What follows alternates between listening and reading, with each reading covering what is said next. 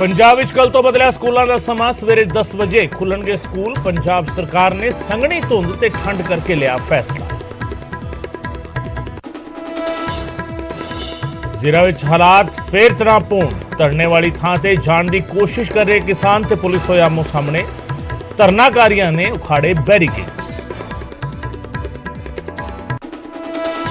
साबका IAS KBS Sidhu तो अज फिर विजिलेंस की पुछगिछ जारी। कथित सिंचाई घोटाले नूं लैके हो रहे सवाल जवाब। कल भी विजिलेंस ने कई घंटे तक की सी पुछगिछ। पंजाबी गायक कमर ग्रेवाल और रणजीत बावा के मोहाली वाले घरां दे विच नॉन स्टॉप रेड। कल सवेर तो ही इनकम टैक्स महकमे की छापेमारी जारी। बरीकी दे नाल दस्तावेज खंगाल रही टीम। मुख्यमंत्री भगवंत मान दा मिशन इन्वेस्टमेंट। हैदराबाद दे विच वख-वख कारोबारियों दे नाल कीती मीटिंगां। शामी 5 बजे तेलंगाना के मुख्यमंत्री KCR दे नाल भी करनगे चर्चा। दोराहा विच स्टील फैक्टरी दे विच बॉयलर फटन दे नाल जबरदस्त धमाका। हादसे विच 2 मजदूरां दी मौत, 4 गंभीर जख्मी। पीड़ित परिवारां ने मुआवजे दी कीती मांग। डेराबस्सी पुलिस थाने की बढ़ाई गई सुरक्षा। थाने नूं नैट दे नाल कीता जा रहा कवर। चारे पासे बनाई गई सुरक्षा पोस्ट ते कैमरे दे नाल रखी जा रही नजर। हाईवे दे नाल लगदे थाणिਆਂ बारे मिले ने इनपुट्स। भारतीय महिला हॉकी टीम की जशन वाली वापसी। FIH नेशंस कप जित के परती टीम। एयरपोर्ट ते खुशी विचों मुठियां महिला प्लेयर्स।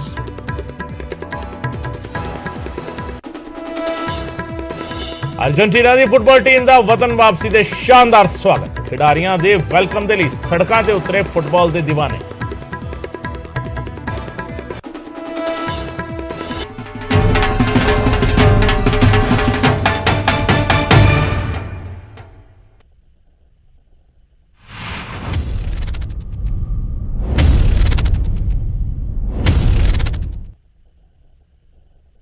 न्यूज़ 18 पंजाब हरियाणा वेख रहे दर्शकों का स्वागत है। मैं हाँ गगनदीप चौहान। इस वेले बुलेटिन की शुरुआत अहम खबर के नाल। CM भगवंत मान का मिशन इन्वेस्टमेंट लगातार जारी है। हैदराबाद के वख-वख कारोबारियों के नाल मीटिंगां कीतियां ने। भगवंत मान ने GMR ग्रुप के मुख अधिकारियों के नाल मीटिंग हुई है। पंजाब के विच निवेश नूं लैके सद्दा दिता है। CM ने कहा सरकार के वल्लों हर तरह के सहयोग का भरोसा दिता गया है।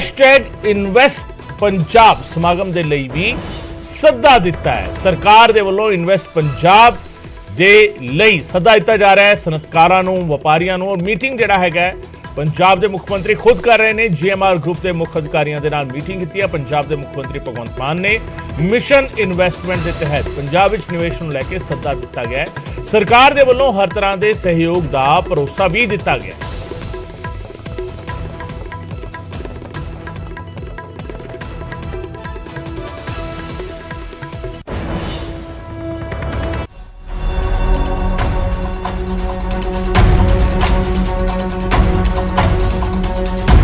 जीरा दे विच तनावपूर्ण माहौल है। पुलिस ते प्रदर्शनकारी आमो सामने इत्थे होए ने। दोवें पासियां तो डांगा चलियां। पुलिस दे वल्लों किसानां नूं रोकण दी कोशिश की गई ते बैरीकेड तोड़ के अगे जदों किसान वधे तां जीरा शराब फैक्टरी के बाहर धरना हाले भी जारी है।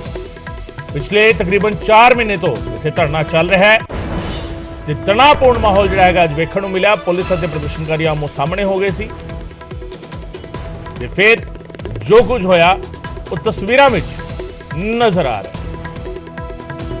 है। राजीव मेरे सहयोगी इस वेले मेरे नाल जुड़ रहे हैं सीधा ग्राउंड जीरो तो। राजीव फिलहाल की स्थिति है?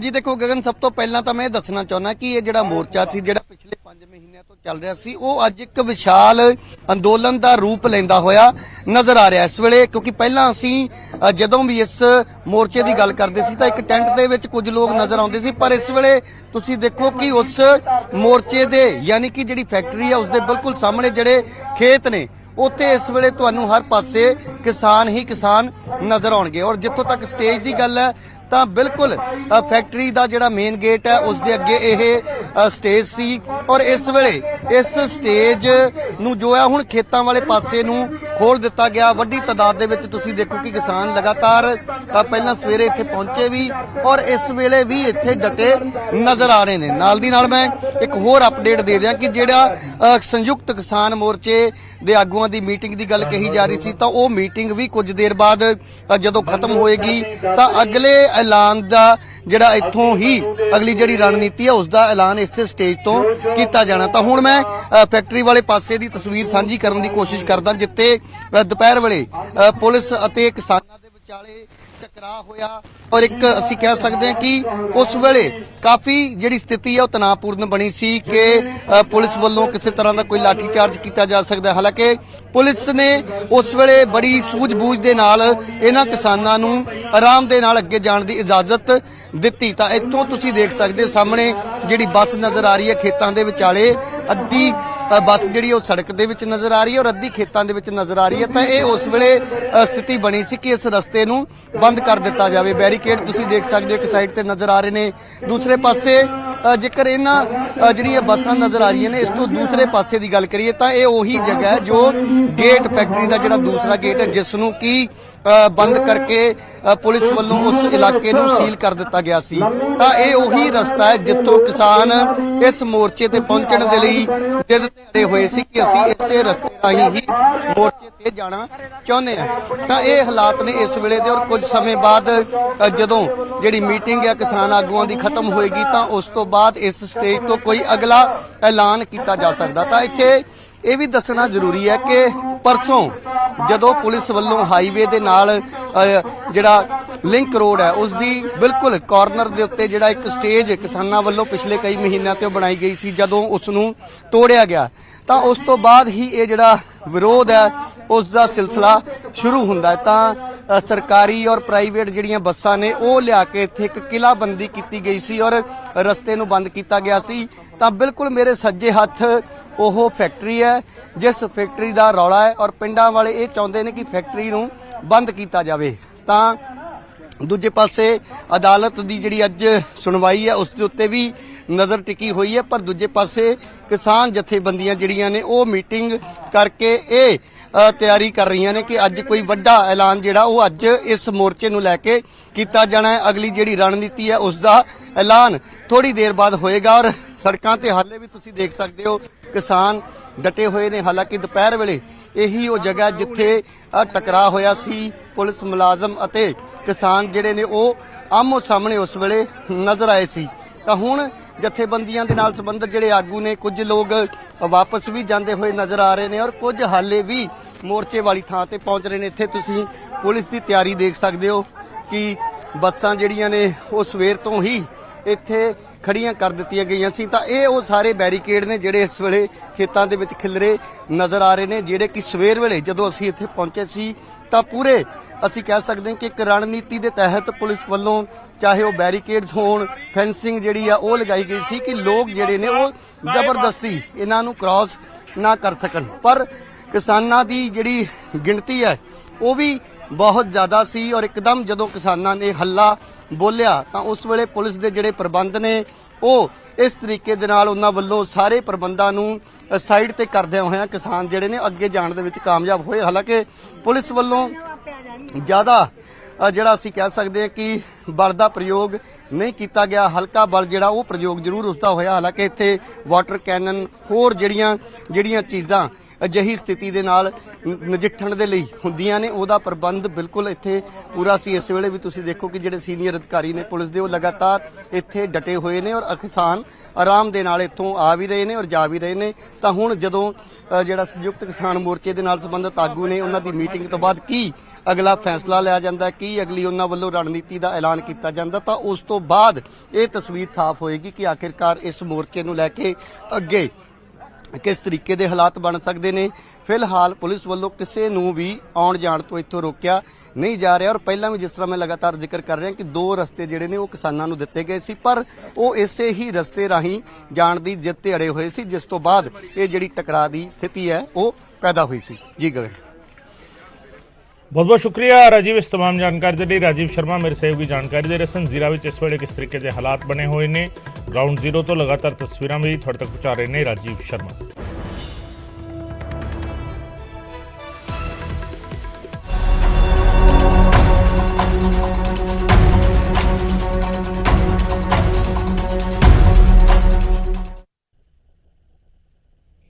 उधर पंजाब दे विच स्कूलों का समा बदलिया है। कल तो स्कूलों के समय दे विच तब्दीली हुई है। कल तो सवेरे 10 बजे स्कूल खुलणगे। ठंड ते संघनी धुंध करके यह फैसला जिहड़ा हैगा वो लिया गया है। मुख्यमंत्री भगवंत मान ने ऐलान किया है 21 जनवरी 2023 तक ये नवा वक्त जिहड़ा हैगा ये लागू रहेगा। सवेरे 10 बजे स्कूल खुलणगे। ठंड ते संघनी धुंध की वजह करके यह फैसला जिहड़ा हैगा सरकार दे वल्लों लिया गया है। तुहानूं दस्सीए कि लगातार हुण धुंध का कहर जिहड़ा हैगा वो वेखण नूं मिल रहा और कुछ एक थावां ते हादसे भी वापरे ने धुंध की वजह करके। जिहड़ा अज भी एक तस्वीर सामने आई सी स्कूल वैन की, बच्चों की स्कूल वैन की टक्कर हुई कार दे नाल। हालांकि गनीमत ये रही कि बच्चों नूं किस तरीके की सट्टां नहीं वजियां। 2 बच्चों नूं मामूली सट्टां जिहड़ा हैगा वो वजियां सीगियां, पर बच्चे सहमे हुए नजर आए सीगे। और धुंध का कहर जिहड़ा हैगा हुण क्योंकि सर्दियां का सीजन जिहड़ा हैगा, सर्दियां का मौसम जिहड़ा हैगा वो अपने पूरे जोबन ते है, ठंड अपने जोबन ते है ते धुंध पैनी शुरू हो गई है। और इसे करके हुण बच्चों की जिहड़ी मुश्किलों नूं ध्यान विच रखदिआं सरकार ने फैसला लिया कि सूबे विच पै रही संघनी धुंध कारण स्कूली विद्यार्थियों अध्यापकों की सेहत ते जानी सुरक्षा के मद्देनज़र कल मिति 21 दिसंबर 2022 तो 21 जनवरी 2023 तक सारे सरकारी एडिड मानता प्राप्त ते प्राइवेट स्कूलों के खुलण का समा सवेरे 10 बजे किया जाता है। छुट्टी पहला तो निर्धारित समय के अनुसार ही होगी, यानी छुट्टी उस वेले होगी पर स्कूल जिहड़े खुलणगे सवेरे वो 10 बजे खुलणगे। ये सरकार के वल्लों हुक्म जिहड़ा हैगा वो जारी किए गए हैं। पंजाब के मुख्यमंत्री के वल्लों ये हुक्म जिहड़ा हैगा वो जारी किए गए हैं। बकायदा ट्वीट किया गया ते इस दे लई वजह भी दसी गई है कि एक तो सेहत ते जिहड़ा हैगा इसका असर पैंदा और दूजा जानी सुरक्षा, यानी जिस तरीके के हादसों दी तस्वीरां सामने आ रही सन उस दे मद्देनज़र यह फैसला लिया गया है कि हुण स्कूल खुलण का समा सवेरे 10 बजे होगा।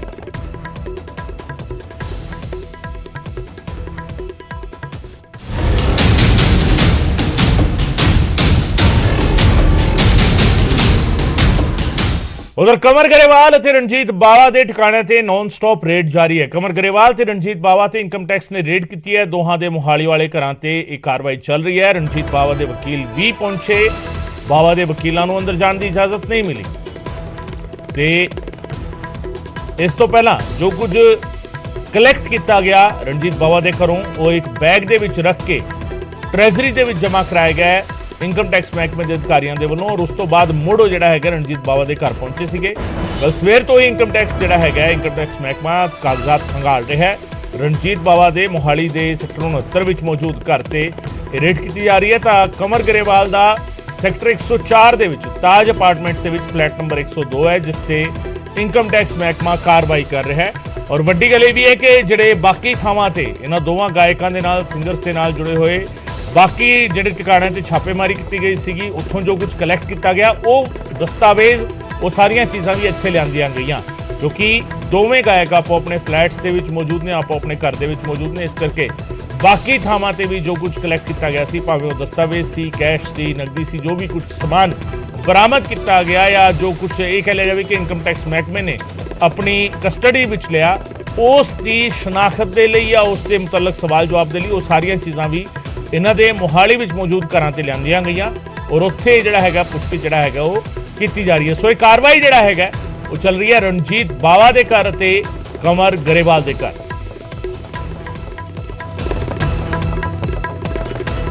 दुनिया वालिओ बावे ने सच बोलिया, ਉਹਨੂੰ सच ਦਾ ਮੁੱਲ ਮਿਲ ਗਿਆ। ਮੈਂ ਬਹੁਤਾ ਨਹੀਂ ਕੁਝ ਕਹਿ ਸਕਦੀ।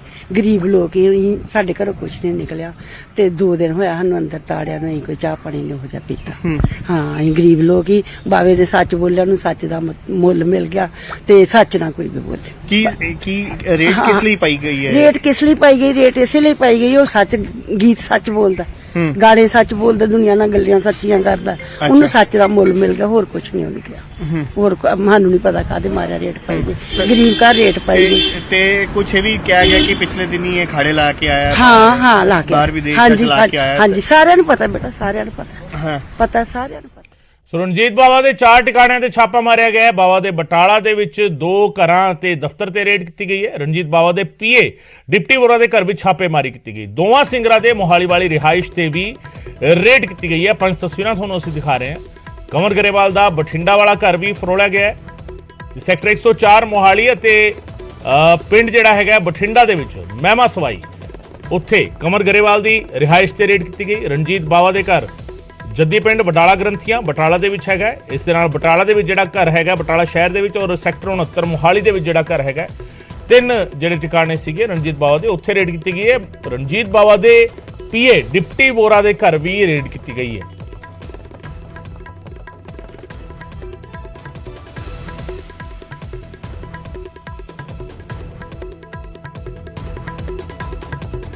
ਗਰੇਵਾਲ ਦੇ ਘਰ ਦੇ ਅਪਾਰਟਮੈਂਟ ਦੇ ਜਿਹੜੇ ਬਾਹਰ ਅਸੀਂ ਖੜੇ ਹਾਂ, ਲਗਾਤਾਰ ਅਸੀਂ ਕੋਸ਼ਿਸ਼ ਕਰ ਰਹੇ ਹਾਂ ਗਰਾਊਂਡ ਜ਼ੀਰੋ ਤੇ ਕਿ ਕਿਸ ਤਰ੍ਹਾਂ ਦੀ ਅਪਡੇਟ ਹੈ। ਆਈਟੀ ਡਿਪਾਰਟਮੈਂਟ ਦੀ ਜਿਹੜੀ ਰੇਡ ਕੱਲ ਸਵੇਰੇ 9:30 ਵਜੇ ਤੋਂ ਲਗਾਤਾਰ ਜਾਰੀ ਹੈ ਤੇ ਸੈਕਟਰ 104 ਦਾ ਤਾਜ ਟਾਵਰ ਤੇ ਬਾਹਰ ਅਸੀਂ ਖੜੇ ਹਾਂ। ਕਨਵਰ ਗਰੇਵਾਲ ਦੇ ਇੱਥੇ ਫਲੈਟਸ ਨੇ, ਉੱਥੇ ਸਵੇਰ ਤੋਂ ਹੀ, ਕੱਲ ਸਵੇਰ ਤੋਂ ਹੀ, ਯਾਨੀ ਕਿ 24 ਘੰਟੇ ਤੋਂ ਵੀ ਵੱਧ ਸਮਾਂ ਹੋ ਚੱਲਿਆ, ਲਗਾਤਾਰ ਜਿਹੜੀ ਰੇਡ ਹੈ ਉਹ ਜਾਰੀ ਹੈ। ਆਈਟੀ ਡਿਪਾਰਟਮੈਂਟ ਦੀ ਇਹ ਰੇਡ ਦੱਸੀ ਜਾ ਰਹੀ ਹੈ ਨਾਮੀ ਸਿੰਗਰਾਂ ਦੇ ਘਰ ਮੋਹਾਲੀ ਦੇ ਹੀ ਸੈਕਟਰ 69 ਰਣਜੀਤ ਬਾਵਾ ਤੇ ਦੂਜੇ ਪਾਸੇ 104 ਸੈਕਟਰ ਕਨਵਰ ਗਰੇਵਾਲ ਦੇ ਘਰ ਇਹ ਰੇਡ ਕੀਤੀ ਜਾ ਰਹੀ ਹੈ। ਡਾਕੂਮੈਂਟੇਸ਼ਨ ਨੂੰ ਲੈ ਕੇ, ਹੋਰ ਉਹਨਾਂ ਦੀ ਜਿਹੜੀ ਪ੍ਰਾਪਰਟੀ, ਉਹਨਾਂ ਦੇ ਜਿਹੜੀ ਵੀ ਜਿਹੜੀ ਹੈਗੀ ਹੋਰ ਪ੍ਰਾਪਰਟੀ ਹੈਗੀ ਜਾਂ ਫਿਰ ਅਪਾਰਟਮੈਂਟਸ ਹੈਗੇ ਜਾਂ ਫਿਰ ਹੋਰ ਵਿਲਾਜ ਨੇ, ਹੋਰ ਗੱਡੀਆਂ ਨੇ, ਸਾਰੀ ਜਿਹੜੀ ਚੀਜ਼ਾਂ ਦਾ ਵੈਲਿਊਏਸ਼ਨ ਜਿਹੜਾ ਉਹ ਕੀਤਾ ਜਾ ਰਿਹਾ, ਜਿਹੜੀ ਹੁਣ ਤੱਕ ਦੀ ਜਾਣਕਾਰੀ ਮਿਲ ਰਹੀ। ਹਾਲਾਂਕਿ ਪਿਛਲੇ ਦਿਨਾਂ ਜਿਹੜੀ ਜਾਣਕਾਰੀ ਮਿਲੀ ਹੈ ਕਿ ਉਹਨਾਂ ਨੇ ਵਿਦੇਸ਼ਾਂ 'ਚ ਵੀ ਸ਼ੋਅ ਲਾਏ ਸੀਗੇ, ਉਹਦੀ ਵੀ ਜਿਹੜੀ ਜਾਣਕਾਰੀ ਲਿੱਤੀ ਜਾ ਰਹੀ ਹੈ। ਰਿਟਰਨਸ ਬਾਰੇ ਜਿਹੜੀ ਹੈਗੀ ਉਹ ਜਾਣਕਾਰੀ ਲਿੱਤੀ ਜਾ ਰਹੀ, ਹੋਰ ਵੀ ਉਹਨਾਂ ਦੀ ਕਿਹਦੀ ਪ੍ਰਾਪਰਟੀ ਹੈਗੀ, ਕਿਸੇ ਤਰ੍ਹਾਂ ਦਾ ਕੋਈ ਬਲੈਕ ਮਨੀ ਨੂੰ ਲੈ ਕੇ ਤਾਂ ਨਹੀਂ ਕੋਈ। ਇਹ ਸਾਰਾ ਜਿਹੜਾ ਇੱਕ ਲਿਸਟ ਤਿਆਰ ਕੀਤੀ ਗਈ ਹੈ ਆਈਟੀ ਡਿਪਾਰਟਮੈਂਟ ਵੱਲੋਂ, ਜਿਹਦੀ ਜਿਹੜੀ ਜਾਣਕਾਰੀ ਹੈ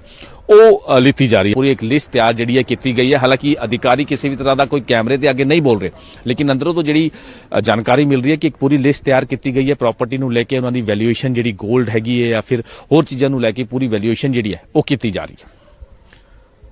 ਮੋਹਾਲੀ ਤੋਂ ਕੈਮਰਾਮੈਨ ਸੰਦੀਪ ਕੁਮਾਰ ਨਾਲ ਮਨੋਜ ਰਾਠੀ, ਨਿਊਜ਼ 18 ਪੰਜਾਬ।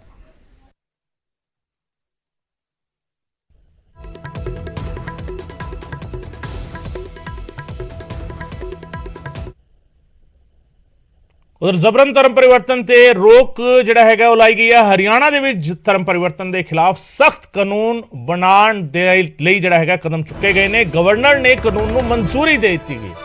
ਹਰਿਆਣਾ ਦੇ ਵਿੱਚ ਵਿਆਹ ਦੇ ਲਈ ਧਰਮ ਪਰਿਵਰਤਨ ਗੈਰ ਕਾਨੂੰਨੀ ਹੋਵੇਗਾ। ਵਿਆਹ ਦੇ ਲਈ ਧਰਮ ਪਰਿਵਰਤਨ ਦੀ ਇਜਾਜ਼ਤ ਨਹੀਂ ਹੋਵੇਗੀ, ਇਹ ਤੈਅ ਕੀਤਾ ਗਿਆ ਹੈ। ਉਲੰਘਣਾ ਕਰਨ ਤੇ 10 ਸਾਲ ਤੱਕ ਦੀ ਜੇਲ੍ਹ ਦੀ ਸਜ਼ਾ ਦੀ ਤਜਵੀਜ਼ ਰੱਖੀ ਗਈ ਹੈ। 5 ਲੱਖ ਤੱਕ ਦਾ ਜੁਰਮਾਨਾ ਵੀ ਹੋ ਸਕਦਾ ਹੈ, ਤਜਵੀਜ਼ ਵੀ ਰੱਖੀ ਗਈ ਹੈ। ਜ਼ਬਰਨ ਧਰਮ ਪਰਿਵਰਤਨ ਕਰਨ ਤੇ ਵੀ ਸਜ਼ਾ ਹੋਵੇਗੀ ਤੇ 5 ਲੱਖ ਤੱਕ ਦਾ ਜੁਰਮਾਨਾ ਤੇ 10 ਸਾਲ ਤੱਕ ਦੀ ਜੇਲ੍ਹ ਦੀ ਸਜ਼ਾ ਦੀ ਤਜਵੀਜ਼ ਇਸ ਦੇ ਵਿੱਚ ਰੱਖੀ ਗਈ ਹੈ। ਜਬਰਨ ਧਰਮ ਪਰਿਵਰਤਨ ਤੇ ਰੋਕ ਲਾਉਣ ਦੇ ਲਈ ਹਰਿਆਣਾ ਸਰਕਾਰ ਨੇ ਵੱਡਾ ਫੈਸਲਾ ਲਿਆ ਔਰ ਇਸ ਤੇ ਗਵਰਨਰ ਨੇ ਕਾਨੂੰਨ ਨੂੰ ਮਨਜ਼ੂਰੀ ਦੇ ਦਿੱਤੀ। सोशल मीडिया भी देखते हो गए, आज यहाँ से मत्था छे दिया और एकदम ऐसे करा, डरा दिया, इसका भूत निकालने लग रहे, इसका ये करने लग रहे, इसका वो करने लग रहे, अपना ही कुछ लोगों को वो कर लेते हैं और इस तरीके से बहका के लोगों को गुमराह कर रहे हैं। तो ऐसे लोगों के खिलाफ कार्रवाई होनी चाहिए। अगर कोई व्यक्ति अपनी निष्ठा बदलता है तो वो आए और डीसी ऑफिस में कहे कि मैं तो बदलना चाहता हूँ, मेरा जो विश्वास है वो यहाँ से बदल रहा है, मेरा विश्वास दूसरी साइड में, ठीक है, वो करे। हमारे यहाँ तो कभी रोक रही भी नहीं इस प्रकार की, कभी भी इस देश में इस प्रकार की कोई रोक नहीं थी। जिसका जो जी चाहे, हमने तो उसको भी मान्यता दी जो परमात्मा को नहीं मानता। चारों ने कहा कि परमात्मा नाम की कोई चीज है ही नहीं, हमने तो उसको भी ऋषि मान लिया, उसको भी दर्शन में शामिल कर लिया। जो 6 दर्शन है उनमें उसको भी शामिल है, उसका दर्शन भी है। तो हमारे यहाँ छूट है किसी प्रकार की भी। हमें कोई ऐसा नहीं है कि कोई अगर दूसरा मत मानता है, विचार मानता है तो उसके खिलाफ हमें कोई सजा है हमारे यहाँ कभी नहीं दी गई। लेकिन इस प्रकार से, जिस प्रकार से गुमराह करके लोगों को बदलने का प्रयास किया जा रहा है, उनको धोखे में रख के बदलने का या लालच दे के करने का, तो निश्चित तौर से अपराध है, गलत है। इसलिए सरकार ने कानून बनाया। ਉਧਰ ਦੋਰਾਹਾ ਦੇ ਵਿੱਚ ਸਟੀਲ ਫੈਕਟਰੀ ਦੇ ਵਿੱਚ ਜ਼ਬਰਦਸਤ ਧਮਾਕਾ ਹੋਇਆ। ਹਾਦਸੇ ਦੇ ਵਿੱਚ 2 ਮਜ਼ਦੂਰਾਂ ਦੀ ਮੌਤ ਹੋਈ ਹੈ। ਬੋਇਲਰ ਫਟਣ ਦੇ ਕਾਰਨ ਇਹ ਧਮਾਕਾ ਹੋਇਆ। 4 ਮਜ਼ਦੂਰਾਂ ਦੀ ਹਾਲਤ ਗੰਭੀਰ ਬਣੀ ਹੋਈ ਹੈ ਕਿ ਫੈਕਟਰੀ ਮਜ਼ਦੂਰਾਂ ਨੇ ਮੁਆਵਜ਼ੇ ਦੀ ਮੰਗ ਕੀਤੀ ਸੀ। यूपी ਦੇ ਰਹਿਣ ਵਾਲੇ ਸਾਰੇ ਮ੍ਰਿਤਕ ਦੱਸੇ ਜਾ ਰਹੇ ਨੇ। ਮ੍ਰਿਤਕ ਮਜ਼ਦੂਰ ਔਰ ਇਹਨਾਂ ਦੇ ਸਾਥੀ ਇਹਨਾਂ ਦੇ ਲਈ ਮੁਆਵਜ਼ੇ ਦੀ ਮੰਗ ਕਰ ਰਹੇ ਨੇ। ਹਾਲਾਂਕਿ ਅਪਡੇਟ ਇਸ ਦੇ ਵਿੱਚ ਇਹ ਹੈਗਾ ਕਿ ਜਿਹੜੇ ਮਜ਼ਦੂਰ ਜ਼ਖਮੀ ਹੋਏ ਸੀਗੇ ਉਹਨਾਂ ਦੀ ਹਾਲਤ ਖਤਰੇ ਤੋਂ ਬਾਹਰ ਤਾਂ ਦੱਸੀ ਜਾ ਰਹੀ ਹੈ ਔਰ ਦੁਰਾਹਾ ਦੇ ਇੱਕ ਨਿੱਜੀ ਹਸਪਤਾਲ ਦੇ ਵਿੱਚ ਉਹਨਾਂ ਦਾ ਇਲਾਜ ਚੱਲ ਰਿਹਾ ਹੈ। ਦੁਰਾਹਾ ਦੇ ਵਿੱਚ ਇਹ ਫੈਕਟਰੀ ਹੈਗੀ ਹੈ, ਸਟੀਲ ਫੈਕਟਰੀ, ਔਰ ਸਟੀਲ ਦੇ ਲਈ ਜਿਹੜਾ ਸਕ੍ਰੈਪ ਆਉਂਦਾ ਹੈ ਉਸ ਦੇ ਵਿੱਚ ਅਕਸਰ ਕਈ ਵਾਰ ਅਜਿਹਾ ਹੁੰਦਾ ਹੈ ਕਿ ਕੁਝ ਚੀਜ਼ਾਂ ਅਜਿਹੀਆਂ ਆ ਜਾਂਦੀਆਂ ਨੇ ਜਿਹੜੀ ਬਲਾਸਟ ਕਰ ਜਾਂਦੀਆਂ ਨੇ, ਜਿਨ੍ਹਾਂ ਵਿੱਚ ਜਿਹੜਾ ਹੈਗਾ ਹਵਾ ਦਾ ਜਿਹੜਾ ਹੈਗਾ ਪ੍ਰੈਸ਼ਰ ਬਣ ਕਰਕੇ ਬਲਾਸਟ ਹੁੰਦਾ ਔਰ ਉਸ ਤੋਂ ਬਾਅਦ ਇਸ ਤਰੀਕੇ ਦੇ ਹਾਦਸੇ ਹੁੰਦੇ ਨੇ। ਔਰ ਇਹ ਹਾਦਸਾ ਹੋਇਆ ਦੁਰਾਹਾ ਦੀ ਸਟੀਲ ਫੈਕਟਰੀ ਦੇ ਵਿੱਚ ਜਿੱਥੇ ਬਲਾਸਟ ਹੋਇਆ ਔਰ 2 ਮਜ਼ਦੂਰਾਂ ਦੀ ਮੌਤ ਹੋ ਗਈ ਹੈ।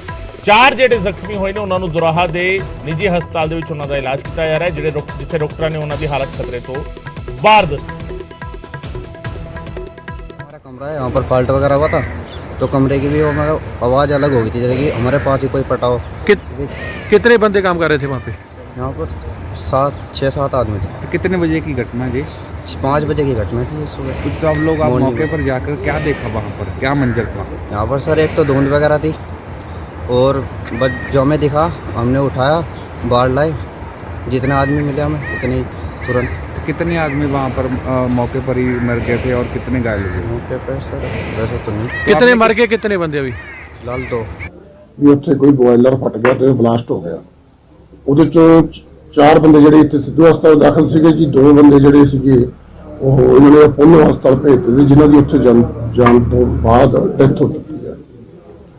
ਤੇ ਜਿਹੜੇ ਜ਼ਖਮੀ ਨੇ ਜੀ ਬਾਕੀ ਉਹ ਕਿੱਥੇ ਹੈਗੇ ਨੇ ਜੀ? ਉਹ ਸਿੱਧੂ ਹਸਪਤਾਲ ਇੱਥੇ ਤਰਾਹੇ।